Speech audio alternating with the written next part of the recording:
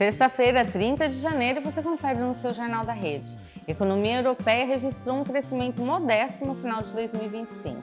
Receita Federal em São Paulo vai realizar um novo leilão eletrônico com mais de 300 lotes de mercadorias apreendidas. Chuvas voltam a castigar São Paulo e o Alto Tietê. Entrevista exclusiva com Márcio Cândido para falar do seu livro Que a Vida Me Ensinou. E tem seu Tá na Tela, recheado de novidades das telonas e das telinhas. Está no ar o seu jornal.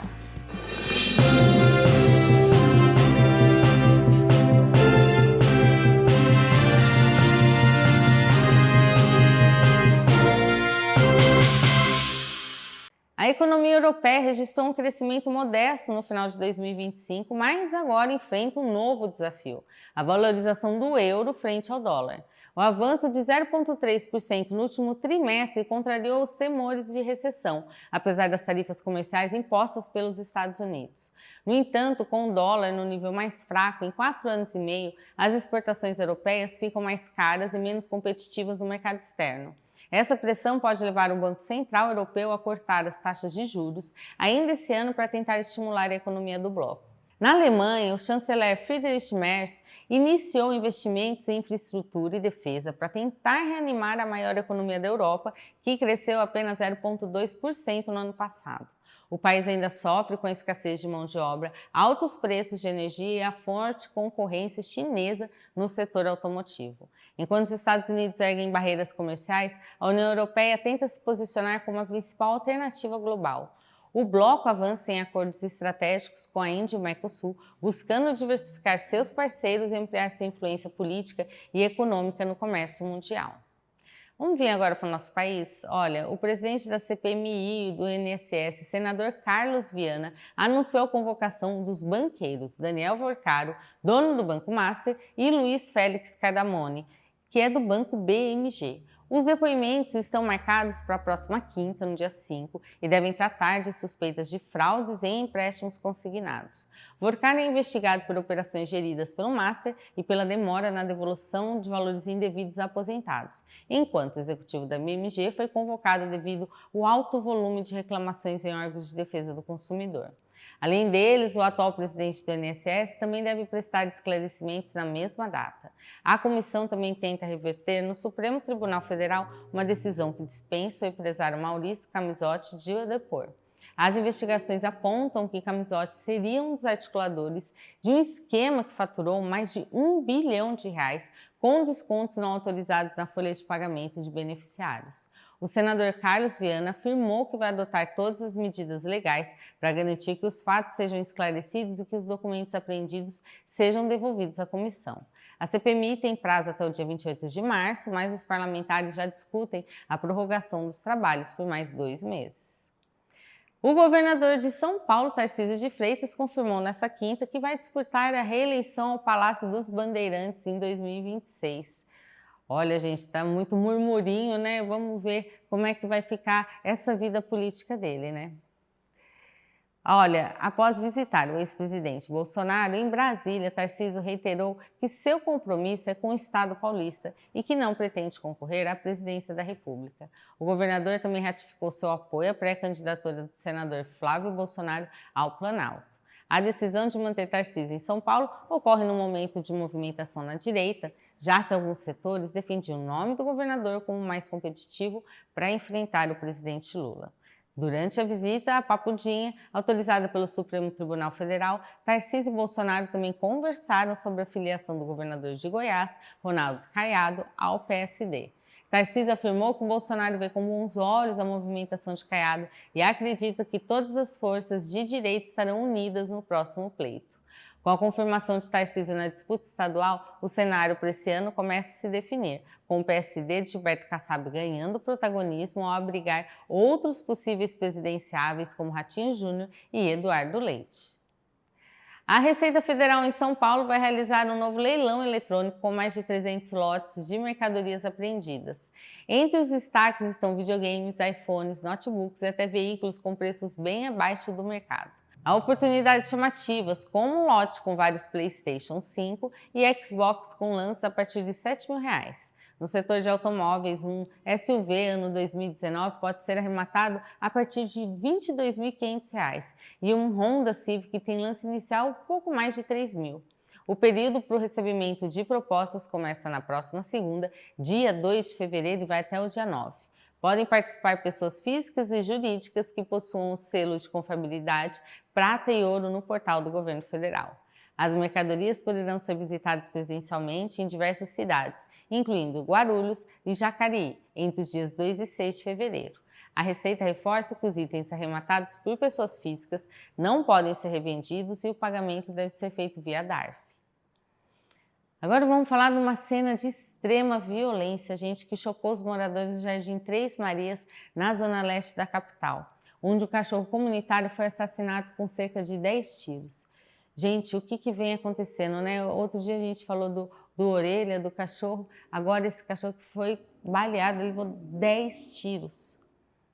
O animal, conhecido como caramelo, um nome bem popular, né, entre os cãezinhos, vivia na região e era cuidado por vizinhos e funcionários de um shopping na Avenida Hageb Schouf. Imagens de câmeras de segurança registraram o momento em que um homem, que discutia com uma mulher na calçada, sacou a arma e disparou diversas vezes contra o cão. Segundo testemunhos, o caramelo passou a latir durante a confusão, o que teria motivado a reação violenta do atirador. No local, policiais militares encontraram estojos de munição e confirmaram que o animal tinha ao menos 9 perfurações pelo corpo. O que aquele homem pretendia, né, com aquela arma, né, em discussão com a mulher ali?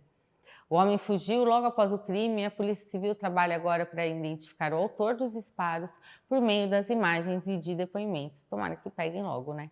O caso foi registrado como abuso a animais e disparo de arma de fogo. A crueldade gerou revolta nas redes sociais e os moradores pedem justiça pela morte do caramelo, que era considerado um mascotinho ali da comunidade. Vamos mudar de assunto, falar de um vazamento? Olha, um vazamento de grandes proporções em uma tubulação da Sabesp formou um verdadeiro chafariz sobre o rio Tietê na manhã de hoje. O jato d'água limpa atingiu vários metros de altura, na altura ali da ponte Domingos Franciuli Neto, no Parque Novo Mundo, chamando a atenção de quem passava pela marginal. Segundo a Sabesp, o incidente foi causado pelo furto de um equipamento na tubulação conhecida como Arco da Sabesp. Essa é a segunda vez em menos de 24 horas que o local é alvo de criminosos. O mesmo equipamento havia sido substituído na tarde de ontem, após um furto semelhante. As tubulações dos arcos são responsáveis pelo transporte de água tratada para toda a região metropolitana. A companhia reforçou que também é vítima desse tipo de crime e que o vandalismo afeta diretamente o abastecimento da população. Equipes técnicas já estão no local para interromper o vazamento e realizar a substituição da peça ainda no período da manhã. A orientação para os motoristas é redobrar a atenção ao passar no trecho, já que a água pode atingir a pista da marginal e prejudicar a visibilidade.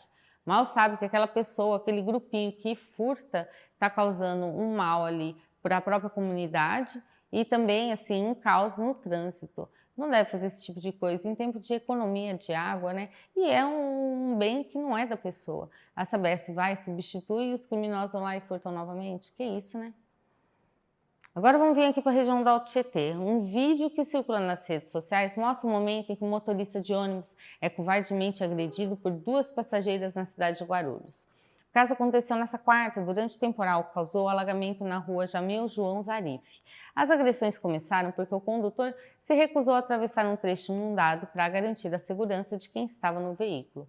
Nas imagens é possível ver uma mulher dando chute nas costas do trabalhador, enquanto outra atinge sua cabeça com uma mochila e dá um tapa no rosto, derrubando o óculos. A Prefeitura de Guarulhos emitiu uma nota afirmando que o motorista agiu corretamente, de forma prudente, ao não tentar transpor a enchente. É aquele negócio, vamos dar para passar, mal sabe se às vezes vai ter uma tampa de bueira ali que está aberta, um buraco na pista, alguma coisa. A administração reforçou que a travessia poderia causar uma pane mecânica e colocar em risco a vida de todos os passageiros. Mesmo diante das ofensas e da violência física, o condutor não esboçou reação, manteve a decisão técnica de parar o veículo. O caso reforça o alerta sobre a intolerância no transporte público e os riscos de enfrentar áreas alagadas durante os fortes temporais de verão. Vamos falar de coisa boa. Olha, acontece nesse sábado, dia 31, a primeira caminhada unificada pela saúde mental em Guarulhos. A atividade encerra as ações da campanha do Janeiro Branco de 2026 e convida a população para um ato em defesa do equilíbrio emocional e das relações saudáveis. A concentração começa às 7h30 da manhã na Praça Getúlio Vargas, no centro. O percurso segue até o Bosque Maia, onde os participantes serão recebidos com uma distribuição de mudas de árvores nativas da Mata Atlântica. A iniciativa é do Instituto Janeiro Branco, com apoio da Prefeitura. Os organizadores destacam que o contato com a natureza e o plantio de árvores são aliados ali importantes na redução do estresse e também da ansiedade. Criada em 2014, a campanha do Janeiro Branco hoje é uma política pública nacional. Em Guarulhos, a programação deste ano buscou levar o tema da saúde mental para perto das pessoas de forma acessível e humana. A Prefeitura de Santa Isabel imunizou 103 animais nessa quinta durante uma etapa da campanha de vacinação contra a raiva. É muito importante, viu, gente? Olha, é uma ação que é parte de um programa contínuo que busca fortalecer a saúde pública e garantir o bem-estar dos pets. A vacina é obrigatória para cães e gatos e deve ser aplicada anualmente, já que a raiva é uma doença grave e fatal e que pode ser transmitida aos seres humanos. O Departamento de Vigilância em Saúde e Bem-Estar Animal reforça que a imunização é a única forma de evitar a circulação do vírus. Hoje, a Prefeitura realizou uma etapa especial com vacinação a domicílio. A iniciativa prevê o atendimento de 60 cães em áreas de difícil acesso, garantindo que os tutores que não conseguem se deslocar também protejam seus animais. Os moradores que ainda não vacinaram seus animaizinhos devem ficar atentos ao calendário nos bairros. Para mais informações sobre as próximas datas, a Prefeitura disponibilizou o 4656.000. Começou hoje a troca de alimentos pelo Abadá Solidário do Arujá Folia 2026. Para garantir a entrada na festa, os moradores devem doar 1 quilo de arroz ou 1 litro de óleo por cada abadá. Todo o material arrecadado será destinado ao Fundo Social de Solidariedade de Arujá, que atende famílias em situação de vulnerabilidade. Nesse ano, a organização disponibilizou também tamanho infantil e extra grande para que todos possam aproveitar a folia com conforto. Os pontos de troca estão espalhados por diversos bairros, incluindo o Parque Rodrigo Barreto, a Praça da Juventude no Mirante, o Complexo Calango no Jardim Emília, além do Museu Municipal e do Fundo Social no centro. A recomendação é que os foliões não deixem para a última hora, já que a disponibilidade de cada tamanho é limitada ao estoque. Esta é uma oportunidade de unir a alegria do Carnaval com um gesto de solidariedade. Ainda falando em Carnaval, Guararema também terá uma programação estendida, começando já no dia 6 de fevereiro. A festa será dividida em 2 finais de semana, reunindo o tradicional concurso de marchinha, cortejo de bloco e matinê infantil na Vila de Luiz Carlos. A pré-folia começa com a batucada abençoada e segue com o 8º concurso de marchinha no dia 7, no Complexo Esportivo Paulo Janete Machado. Já o Carnaval oficial acontece entre os dias 14 e 17 de fevereiro, com os blocos Aroeira, Conde Matutóia, Nós Sofre e Bloco do CRID, animando as ruas do centro. Cada nome muito especial, não é, gente? Olha, a programação completa do Carnaval de Guararema está disponível no próprio site da Prefeitura. Para quem vai curtir com as crianças, a Vila de Luiz Carlos terá programação diária, com o Bloco dos Mil Girassóis, sempre das 11 da manhã até as 5 da tarde. Vamos falar de outro assunto, mas é um assunto bom ainda aqui no jornal. A Companhia Suzano encerrou o ano de 2025 com um balanço positivo do projeto Espaço Sustentabilidade. A iniciativa, que funciona como uma feira interna nas unidades da empresa, movimentou mais de R$173 mil em renda para pequenos empreendedores do interior e do Alto Tietê. Somente nas fábricas de Suzano e Mogi foram comercializados mais de 6.000 produtos, beneficiando diretamente 660 pessoas. O espaço é uma vitrine para artesãos e agricultores de projetos sociais, como a Incubadora Social de Jundiapeba, que produz desde peças de crochê até cosméticos artesanais. O projeto faz parte da estratégia da companhia para retirar 200 mil pessoas da linha da pobreza até 2030. Para os participantes, o espaço vai além das vendas, sendo um local de aprendizado e troca de experiências com os colaboradores da unidade. A Suzano, que é líder mundial na produção de celulose, reforça que a iniciativa fortalece a economia criativa e as tradições culturais das regiões onde atua. Atualmente, o Espaço Sustentabilidade funciona semanalmente nas unidades do Alto Tietê. E no próximo bloco, chuvas castigam São Paulo e o Alto Tietê. E mais, tem uma entrevista exclusiva com Márcio Cândido para falar do seu livro O que a Vida Me Ensinou. Mas é rapidinho, ó, já seu jornal está de volta com as notícias para você.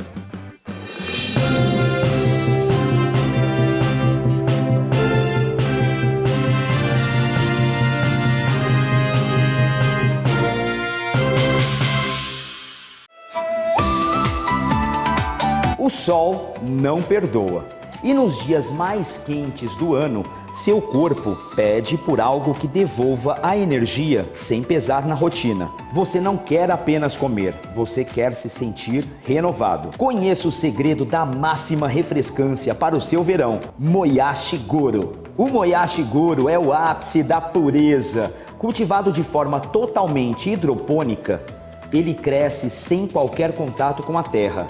É um processo limpo, onde cada broto se desenvolve apenas com o que a natureza tem de melhor: água fresca e cristalina. Sem aditivos, sem conservantes e sem truques. É a vitalidade da água transformada em alimento. Esqueça das saladas comuns. Estamos falando de uma explosão de textura. É o estalo da crocância absoluta que transforma cada refeição em um momento de prazer real. O Moyashi Goro traz aquele frescor que parece hidratar a alma a cada mordida. Mas não é só sobre sabor não, é sobre inteligência nutricional. Este é um alimento vivo, rico em fibras, carregado de vitaminas e com um mínimo de calorias. É o combustível puro que o seu corpo exige para manter o ritmo, fortalecendo a saúde enquanto você aproveita o melhor da estação. Neste verão, não aceite o básico, eleve o nível do seu prato com a segurança de um cultivo impecável. Escolha o vigor, escolha a leveza. Moyashi Goro, a definição definitiva de crocância. Procure hoje mesmo no setor de hortifruti. Goro, fazendo sempre o melhor para você.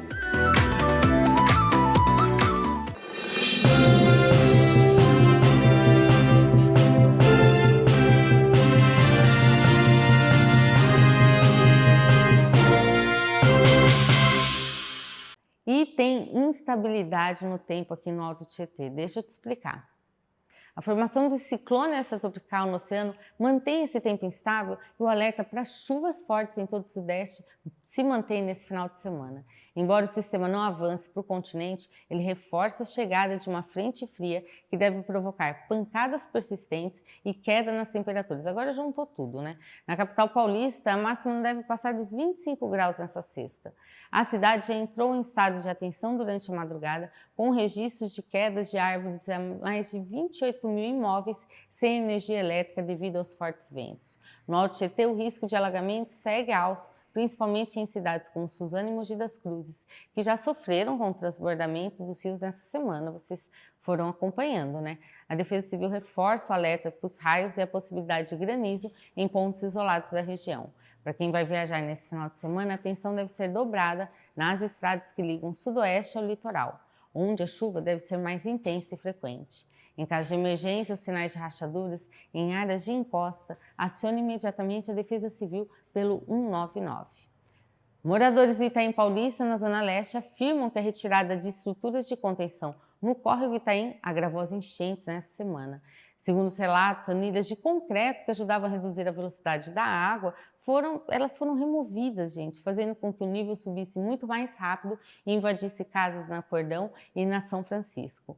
Os maiores acumulados de chuva na quarta-feira foram registrados exatamente na Avenida Marechal Tito, com quase 70 milímetros. O volume foi suficiente para causar o transbordamento do córrego e deixar carros ilhados, enquanto a Zona Leste segue em atenção para novos temporais. Dados da Prefeitura revelam um aumento preocupante nas ocorrências. No último ano, o número de alagamentos cresceu 31%, de inundações disparou 61% na capital. Especialistas defendem que a cidade precisa de uma forma de retenção de água, além dos piscinões, para evitar enxurradas fatais. A Prefeitura de São Paulo informou que pretende construir 3 novos reservatórios na Zona Leste, incluindo um na Vila Itaim. Enquanto isso, equipes de zeladoria trabalham no reparo de vias danificadas e a Sabesp segue com as obras do programa Integra Tietê para ampliar a rede de esgoto na região. Falando, olha, de chuva, mais um dia de transtorno no Alto Tietê também, né? A chuva de ontem voltou a castigar a região, provocando alagamento e bloqueio em via estratégica ali de Mogi, Poá e Suzano também. Em Suzano, a Avenida Presidente Prudente Moraes, no centro, ficou totalmente submersa. A água chegou à altura do joelho de pedestres e invadiu até um supermercado. Já na Jorge Ben Maluf, o trânsito no sentido Mogi ficou completamente parado no início da noite devido ao acúmulo de água na pista. Em Poá, a passagem sob a linha das PTM no conjunto Alvorada precisou ser interditada. Em Mogi, o distrito de César de Souza registrou pontos críticos na Avenida Francisco Rodrigues Filho, onde o tráfego fluiu com muita lentidão. E em Jundiapeba, onde a rua Augusto Rigueiro ficou totalmente alagada. A orientação das autoridades de trânsito é que os motoristas evitem esses trechos em dias de temporal, já que o nível da água sobe rapidamente. As prefeituras seguem monitorando os pontos de alagamento e as equipes de zeladoria trabalham para desobstruir os bueiros e facilitar o escoamento. Em meio ao caos causado pelo transbordamento do Rio Una, uma história de solidariedade e companheirismo chamou a atenção em Suzano. O mecânico Jair Galdino, de 61 anos, utilizou um caiaque para resgatar seus 2 cachorros, Biela e Lucão, que haviam se perdido durante a inundação. O resgate não foi simples. Jair precisou remar da sua oficina na rua Campos Sales, passando pelo hospital, pela estação de CPTM até localizar os animais. Que coisa, hein? Olha, foi persistente. O mecânico que pratica canoagem desde os 18 anos contou que o caiaque foi a única alternativa para trazer seus parceirinhos de oficina em segurança para casa. Essa não é a primeira vez que o equipamento de esporte vira ferramenta de salvamento. Em 2023, Jair já havia utilizado o caiaque em uma enchente ainda maior na cidade. Apesar da destreza do mecânico, a Defesa Civil, logicamente, reforça que entrar em áreas alagadas é extremamente perigoso, devido ao risco de doenças e fortes correntezas. Suzano segue ali contabilizando os estragos após os 115 milímetros de chuva que caíram em menos de 1 hora, na verdade na quarta, lembra? Equipes de zeladoria continuam trabalhando na limpeza de bairros como Jardim Revista e o Maitê, onde o volume de água foi maior. A Prefeitura de Poá recebeu nesta quinta uma vistoria técnica da Defesa Civil do Estado e do Instituto de Pesquisas Ambientais. O objetivo foi avaliar os estragos causados pelo temporal de 100 milímetros e planejar o reforço no sistema de drenagem da cidade. As cidades fazendo ali uma força-tarefa, né? O ponto mais crítico foi a passagem subterrânea da Avenida Fernando Rossi sob os trilhos da CPTM. Os técnicos indicaram que as bombas atuais, mesmo com manutenção, não foram suficientes para o volume excepcional da água. Agora, a Prefeitura planeja a instalação de novos equipamentos com maior potência de vazão. Também está sendo investigada a hipótese de um escape de água no fundo do córrego Itaim, o que pode ter agravado as inundações no centro. Aí pode agravar mesmo, né? Uma força-tarefa segue nas ruas para retirada de lama e desobstrução de bueiros. A Secretaria de Assistência Social está distribuindo cestas básicas e kits de limpeza para as famílias que tiveram prejuízos com a invasão da água em suas residências. Diante de tantas chuvas, gente, como é que vai ficar o tempo no final de semana? No sábado, a região não tem temperaturas amenas e risco de chuva pela tarde. No domingo, o cenário tem previsão de trovoadas isoladas. Em Mogi, mínima de 19 e máxima de 28. Em Arujá, mínima de 18 com máxima de 27 graus. Hoje a gente está recebendo aqui no estúdio da Rede o Márcio Cândido. Tudo bem, Márcio? Tudo bem, Manu? Olha, o Márcio ele veio para falar de do material que ele produziu com muito carinho, um livro, né, que eu acredito que tenha muito coração nesse livro, né? O que a vida me ensinou. E o que tem de especial nesse livro? Pode falar, Márcio. Esse livro ele traz a trajetória pessoal, social e política do deputado José de Souza Cândido. É um livro que trata mais da travessia do que da chegada. A gente quer sensibilizar as pessoas que tiverem acesso ao livro sobre como foi a luta, os desafios superados pelo deputado José de Souza Cândido. O Márcio ele já escreveu outros livros, já é escritor, né? Mas ele agora, sim, vai vir um lançamento desse livro, apesar de estar já disponível para venda, vai ter o lançamento oficial. E que tem também de especial é que é seu pai também, né? Então é um orgulho escrever esse livro, né? É um orgulho muito grande, né? Foi um projeto de 3 anos, onde eu consultei meus tios, a minha mãe e também as minhas lembranças, né? Porque eu andei muito com meu pai desde adolescente nas suas caminhadas sociais, religiosas, políticas, participei de muitos movimentos e entidades que ele também participou. Então foi um prazer muito grande para mim.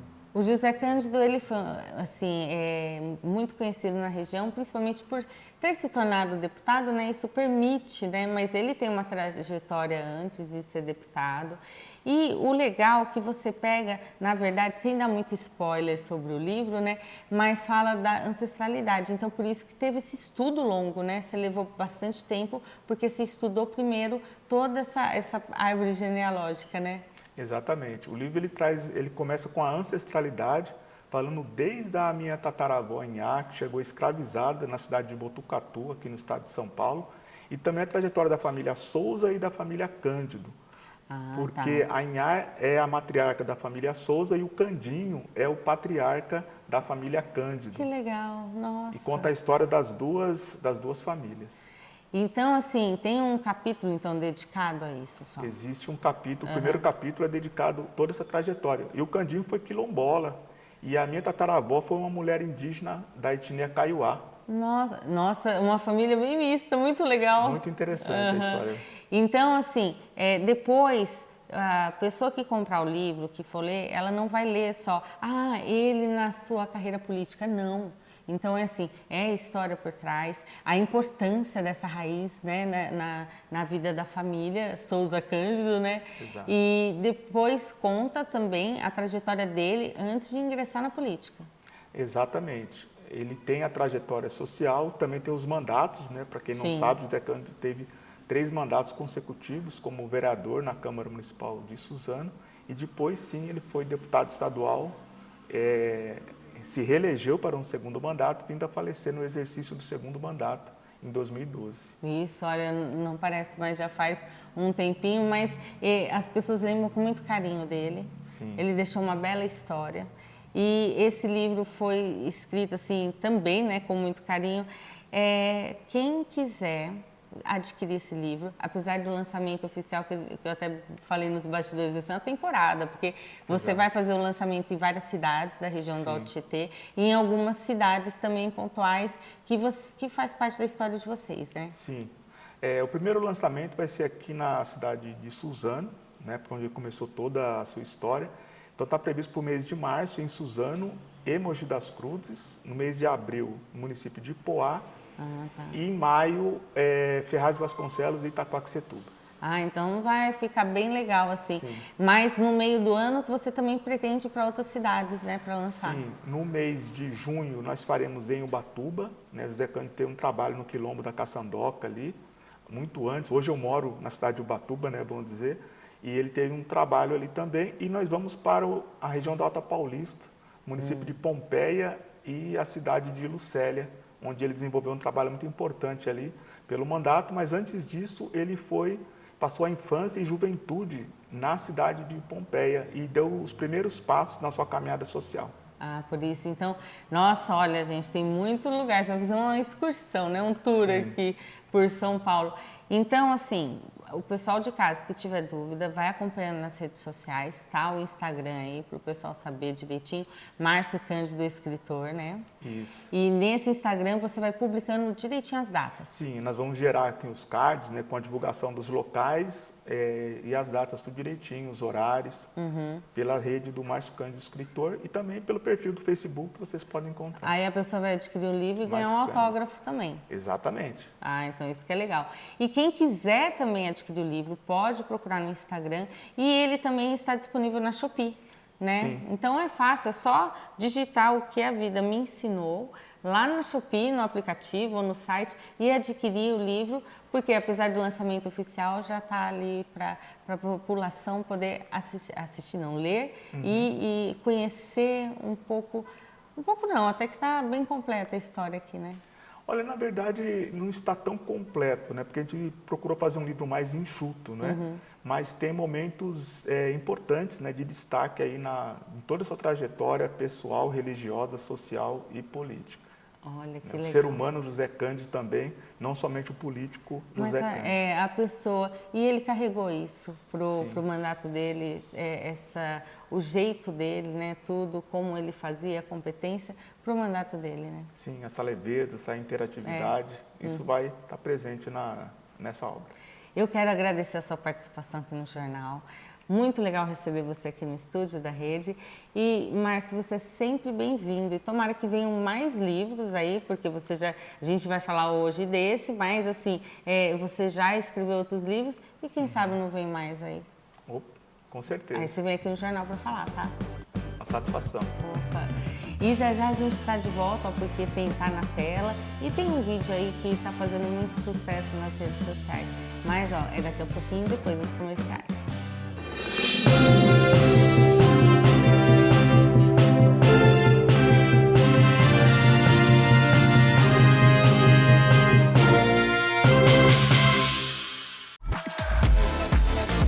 Atenção, empreendedor do Alto Tietê e Guarulhos. O seu marketing simplesmente não pode parar nesse final de ano. Quer o máximo de visibilidade? A Rede Alto Tietê é a emissora que mais cresce na região. A sua chance de estourar nas vendas está aqui, no canal 527 da Claro e também no YouTube. Chegando nas 12 cidades do Alto Tietê e em Guarulhos. E não é só uma propaganda rápida não, é visibilidade total. O seu comercial vai ao ar mais de 10 vezes por dia. Sim, 10! O pacote é incrível. Reserve agora o seu espaço nos próximos 3 meses. Natal, festas e também o início do ano novo. É tráfego de clientes garantido na TV pela Claro e também nas redes sociais. Não fique para trás, o seu sucesso é a nossa audiência. Anuncie na Rede Alto Tietê. Ligue e se informe. Vamos fechar esse ano no topo.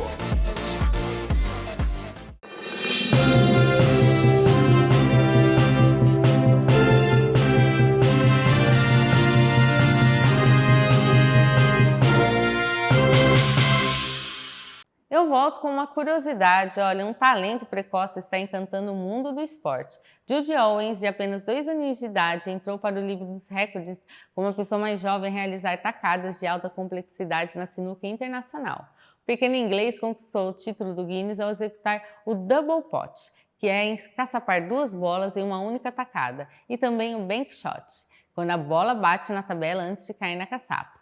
Apesar do tamanho, Judy utiliza banquetas para alcançar as mesas profissionais e já domina técnicas avançadas do bilhar. O pai do menino contou que o talento surgiu naturalmente aos 2 aninhos e meio e que Judy já é o atleta mais jovem do mundo a conseguir um patrocínio no esporte.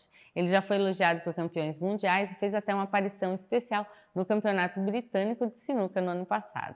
Fora das mesas, o pequeno recordista é torcedor fanático do Manchester United e adora cantar clássicos de música country. O pai acredita que, com esse desempenho tão precoce, Judy tem tudo para se tornar um dos maiores nomes da história da sinuca nos próximos anos. Já que a gente está com uma notícia boa, vamos falar dos lançamentos aí do cinema, dos streamings. O Tá na Tela está repleto de novidades. Vamos com o Lucas.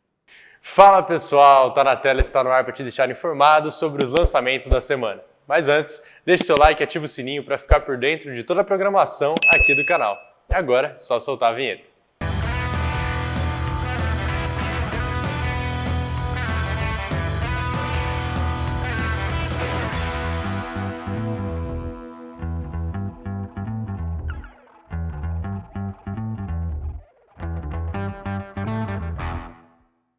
Sem mais enrolações, vamos para as indicações dos cinemas. O inimigo é invisível. O tempo está se esgotando e a humanidade está a um passo da extinção total. Será que um único homem pode deter o que a ciência não consegue controlar? Prepare-se para o impacto de Alerta Apocalipse. Baseado no livro homônimo de David Cope, o filme Alerta Apocalipse segue a história de Robert Quinn, interpretado por Liam Neeson. Quinn é um agente bioterrorista do Pentágono e a única pessoa capaz de deter um estranho organismo altamente mutante. Esse organismo escapa de uma instalação governamental, causando uma epidemia global e uma ameaça real de extinção. O agente se reúne com um grupo improvável de civis que lutam pela própria vida e juntos eles se tornam a única esperança para salvar a humanidade. Além da ameaça biológica, o grupo precisa enfrentar conflitos internos e muita desconfiança. A trama é repleta de suspense e ação, explorando temas como coragem e sacrifício.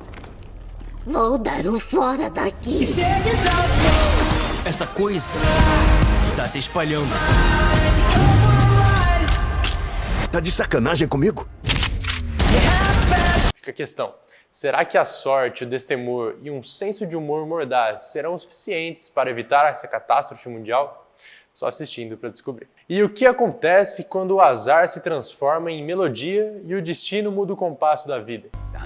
Mergulhe nessa jornada onde música é o único caminho entre o sucesso e a desilusão. Sinta a emoção de Song Sung Blue, Um Sonho a Dois. Baseado em uma história real, o filme acompanha a jornada de um casal azarado de Milwaukee, Mike e Claire Sardina, interpretados por Hugh Jackman e Kate Hudson. Mike era o imitador do cantor Don Ho quando conheceu Claire em uma feira estadual, enquanto ela se apresentava ali como Patsy Cline. Ambos são músicos com grandes aspirações e acabam se tornando ícones locais ao formarem uma banda de tributo a Neil Diamond. Essa decisão muda completamente a vida dos dois artistas. Nessa jornada musical, o casal experimenta tanto o topo do sucesso quanto o peso da desilusão. My dad in Vietnam, sometimes he'd have to crawl over dead bodies. So yeah, he used to drink. I could really use for you to tell me I'm doing the right thing. I can't live for you, brother. Já chegando nos streamings, o que você faria se vivesse em um mundo onde a verdade pode ser mais mortal que o ar que você respira? Prepare-se para mergulhar nos mistérios de um futuro onde cada resposta tem um preço fatal. Veja agora os detalhes de Silo. Silo é uma série de drama e ficção científica baseada na aclamada trilogia de Hugh Howey. A produção se passa em um futuro pós-apocalíptico, onde o mundo está totalmente tóxico e arruinado. Em um abrigo subterrâneo, os últimos 10.000 sobreviventes da Terra tentam se proteger do caos mortal lá fora. O problema é que ninguém sabe se quem construiu o silo ou por qual motivo, e quem tenta desvendar esse mistério sofre consequências fatais. Após uma série de mortes misteriosas, a engenheira Juliette, interpretada por Rebecca Ferguson, começa uma busca por respostas. Nessa jornada, ela acaba descobrindo ameaças muito maiores do que poderia imaginar. E se o que a gente vê não é o que tá lá fora? Lá na mecânica, alguém tem sempre uma teoria sobre o silo. E eu preciso descobrir a verdade.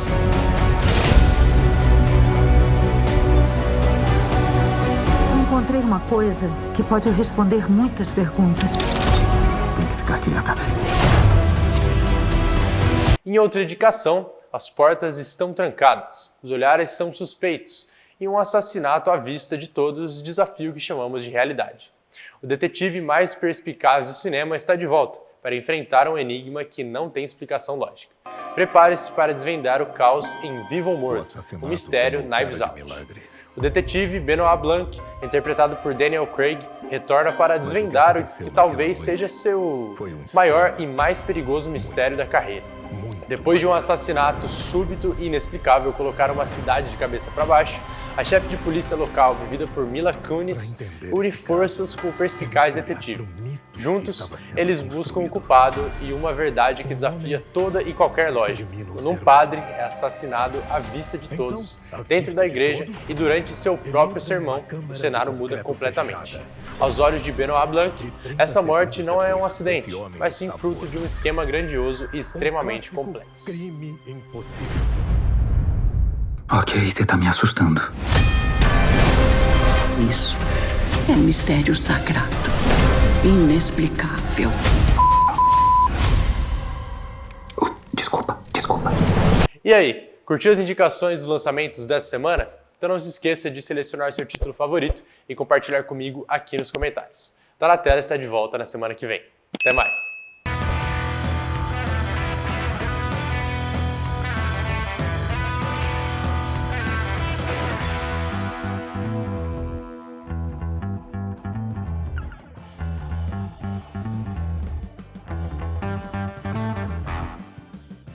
Depois dessas novidades aí, a gente fica por aqui. Te vejo amanhã. Até mais.